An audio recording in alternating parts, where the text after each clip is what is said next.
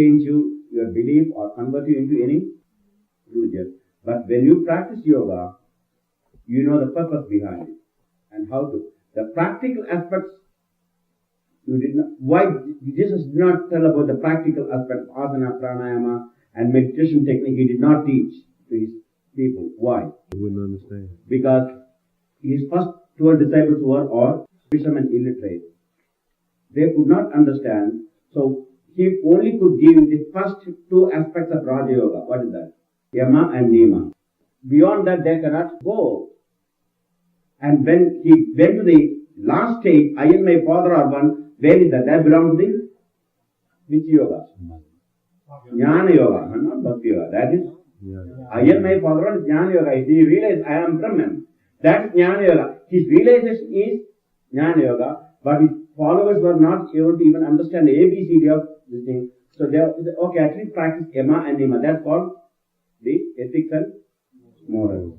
And then he taught the simple Bhakti Yoga, because people are unable to understand. Bhakti Yoga is just like Jnana Yoga. 9 steps are there. The last one is complete self-surrender. I will come to you some of the times later.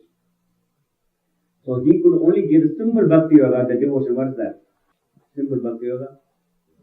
Devotion and love your God. So he taught them simple prayer, because at least they will have something to hold on. That's why it's not because he didn't know the yoga, he didn't know the technique. He was the highest Raj Yogi because he had full control over the mind. That's why he is able to control the elements. And he has control over the elements. All the miracles he performs, just like that, he can control everything. That's mental control. Then his realization Jnana Yoga, but he is also synthesis. He also practices Bhakti Yoga, love, devotion. So he taught devotion and the basic aspects of Raja Yoga, and left the Jnana Yoga and the realization. The people who are not ready, he made others. Few people do understand that high philosophy and meditation, and they practice, and they become mystics. And mystics are there, very highly evolved mystics are there. They have the same realization, just like any yogis. So they are rare, like in every religion. This also in Hinduism too. Many people do know they are born in Hinduism. That means they are not practicing all yoga. You are practicing more yoga than many Hindus. Do you know that? In India, I took several of my students to India. What for? Last time. So that I can bring yoga back to India. Indian people don't believe in yoga because they only want material things, just like West. Western people, I've got all the material things and you are looking for. In India, if I have a teacher's training course and ask the people to pay some money and then sit under me and day after night, how many people will be there to learn yoga? In this way I teach in India, you know that at this moment? Nobody will be there. You ask Mr. Nair, he will tell you. They are worse than any Indians you come into America. They only come for one purpose. What's the purpose? Money, and they want a nice living, a Western standard. They completely forget, they completely hate the Indian way of life, thinking that below their dignity. They will not come and sit and meditate like you. They will not do practice asanas and pranayama. See, here the doctor sitting here. Any Indian doctor will do that, what he is doing. Oh my God, where is the doctor? Oh, he thinks he's up in the heaven. Here is just an ordinary, he was just sitting there, he won't care about it. So you have gone to a very high stage. So because you are Americans doesn't mean you are below the level of Indians. Many Indians don't understand the yoga, now they practice yoga. So because they're Hindus doesn't mean they're all yogis. Oh, they eat meat and they come here. I've seen even Brahmins, they give hot dogs to their children. Brahmins, even they will not touch meat. When I was one day in New York airport with my students, and I saw a Brahmin family. Their mother-in-law and father-in-law came from India. They are working here in America. So they brought their father-in-law, mother-in-law, and so they're waiting father and mother, and they got their grandchildren. And I saw, my God, my stomach turned out. They brought a hot dog, a Brahmin, and in India they will never even dream of doing that. You see, they'll do something like a crime. Here, there's mother and father who came to see their grandchildren. They were not only eating themselves. I saw that giving a 3-year-old child a hot dog.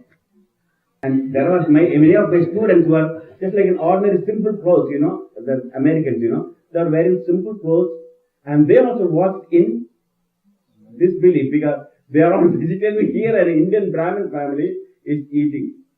So I'm not, it's the inherent weakness in all religions. They don't practice what the religion says, but they only believe and preach.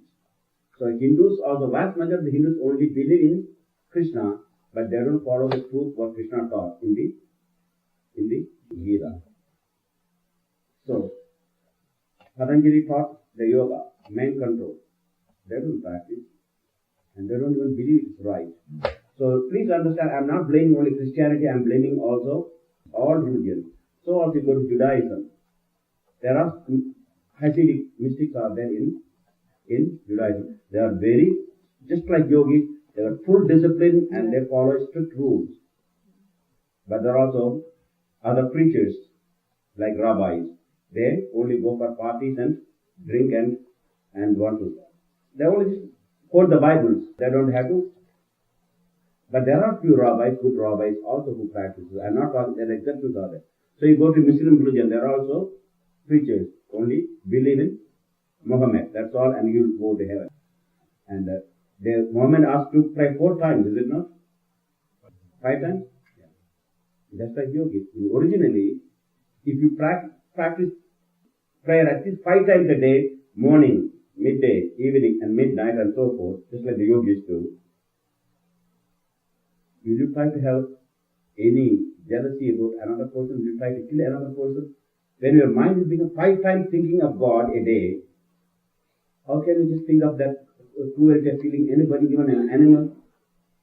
So the truth was there, that they just go on to become a ritual 5 times, and they don't believe it now, but those who does that, many of them are rituals, but others are also, few people are sincere.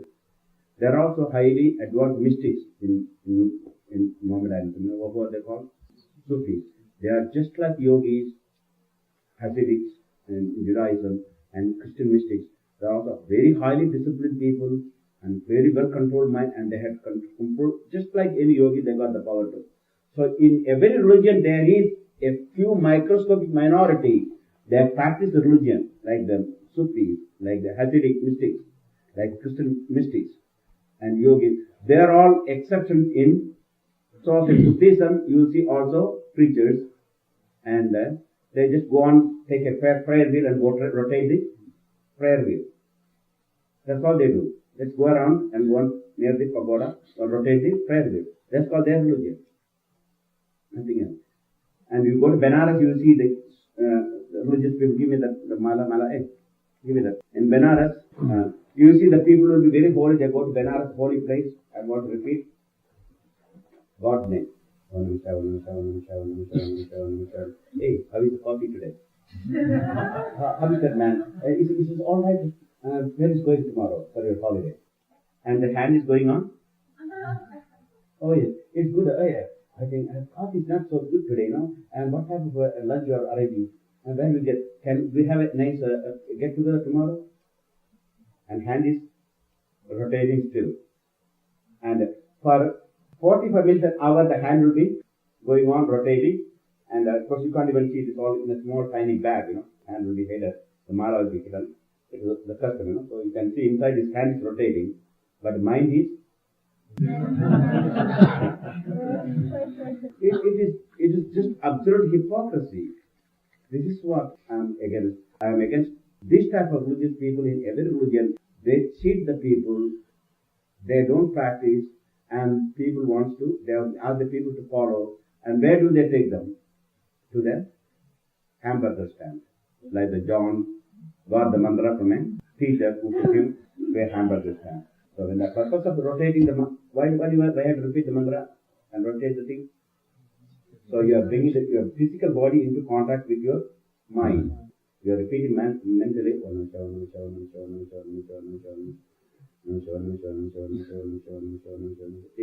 And you are making your body also to tune to that God. Is it not? When you see a person, you greet them or you shake hands them. Is it not? Well, if you don't greet them and shake hands, what they will say? Right. Though you really love the person, but you don't shake hand or hug or kiss or anything, if you are close relative, You think you don't show your love. So physical body do react according to your. Now you go to the church and put your hand in the fan and look at straight at the altar. Do you do that? In the church you put your hand in the pocket? Why not? See, your body has to assume a posture according to the mental. You kneel yourself, bow yourself. So your mind is in a prayerful attitude, humility. So your body assumes the pose. Wrong pose. Soldier salute. Right pose or wrong pose? Wrong pose. So body assumes. The science of yoga has a practical and scientifically prepared method to find the truth in religion. As every science has its own method of investigation, so also the science of yoga has its own method and declare the truth that can be experienced. The truth can be experienced only when the transcends the senses and when the mind and intellect is to function. The yogi teacher does not start to prove his theory as he advances it, nor does he try to demonstrate to argue with his class. His teachings are authoritative as he himself experienced what was taught to him by his own teacher. The truth he teaches is an accepted truth, and those who are ready for it will intuitively recognize it. On the other hand, no arguments or discussions can bring truth to those who are not yet ready or evolved enough to experience it. When I say talk to you all, do you accept it blindly or you feel it? What Swamiji is telling is right. How do you feel it? You feel it? Swamiji is telling is? It's not a blind belief, is it? Because I'm also explaining intellectually, is it not? Okay. Suppose you are emotionally involved. The moment I talk about Christian people, what they do, what will happen? Some you are against Christianity. And immediately Jewish people, oh, some you are against Judaism, is it not? But if you feel that way, I am not telling some religion is bad or some religion is good. In religion, the purpose of religion is to make everyone to realize the truth, God. But the preachers, when they come, they distort the truth to satisfy their ignorance as well as their inability to discipline their life. Like the example I gave, the one yoga teacher, she was smoking, so she asked everyone to smoke. Yogis ever smoked? No. And yet he is a yoga teacher who teaches yoga and told all the students, you can all smoke, and you say to your mind that it doesn't hurt you. Is it her teaching? She took the truth and distorted the truth to satisfy her weakness. This is what happened to all religious preachers. That they got lots of weakness, they cannot help themselves, so they say, okay, just believe, that's all you can do. So that's not the purpose here. So yoga teacher does not start to prove his theory as advances. If I had to tell everybody, of course that's yesterday Swami, I had that certain experience of getting my energy up. If I try to demonstrate and explain to everybody, what will happen? What will happen? If the people are not evolved, they will misrepresent the truth. They will say, oh my God, she has gone into a kind of horrible state. They don't understand the thing. So publicly, if I go